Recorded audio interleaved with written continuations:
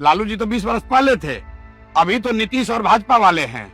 और ये लोग ये कह के आए कि हम सुशासन करेंगे, लेकिन कई मायने में ये राजद से भी ज्यादा बदमाश लोग हैं, राजद से भी ज्यादा गिरे हुए हैं, उनसे भी ज्यादा भ्रष्ट हैं, उनसे भी ज्यादा अपराधी हैं। मैंने एग्जाम्पल देके बताया।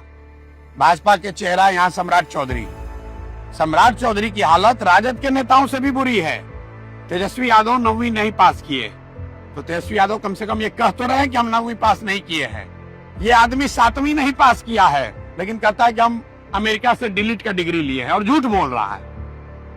लालू यादव के राज में लोग कहते थे कि अपराध होता है, यहाँ पर ये खुद अपराधी है। ये आदमी 7 लोगों के हत्या का अभियुक्त है, और आरोपी नहीं है, अभियुक्त है। 7 लोगों की हत्या के आरोप में ये व्यक्ति अभियुक्त के तौर पर जेल में गया, और जेल से बाहर सिर्फ इसलिए आया क्योंकि एक सर्टिफिकेट इन्होंने लगाया कि हम 15 साल के, हम नाबालिग हैं। अब आप इतने बड़े पत्रकार हैं, आप बताइए, निर्भया का रेप केस हुआ, इसमें 2-3 लोग इसलिए छूट गए, बरी हो गए क्योंकि वो नाबालिग थे, तो क्या वो रेपिस्ट नहीं है? तो अगर सम्राट चौधरी इसलिए छूटे हैं कि उस समय 15 साल का आपने आपको बताया, तो आज जो उनकी उम्र है वो भैया उसके हिसाब से तो उस समय वो 26 साल के थे, उन पर ट्रायल क्यों नहीं चलना चाहिए?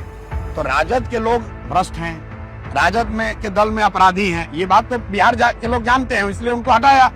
लेकिन जिनको लेकर आए ये तो सब वही राजद के स्कूल से निकले हुए लोग हैं। इनके बाबूजी, सम्राट चौधरी के बाबूजी लालू यादव के हेंचमैन थे, और ये लालू जी के जमाने में साधु यादव, सुभाष यादव के साथ ये आदमी हेंचमैन था।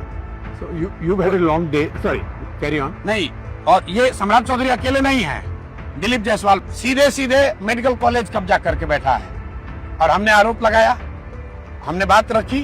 अगर आप सही हैं तो आप आके जवाब दे दीजिए पब्लिक में, हम पर मानहानि का केस कर दो। अगर हम गलत बोल रहे हैं, हमने कहा सम्राट चौधरी हत्या के अभियुक्त हैं, हम गलत बोल रहे हैं, आप उप मुख्यमंत्री, हम पर केस कर दो, हमको पकड़ो, अंदर करो।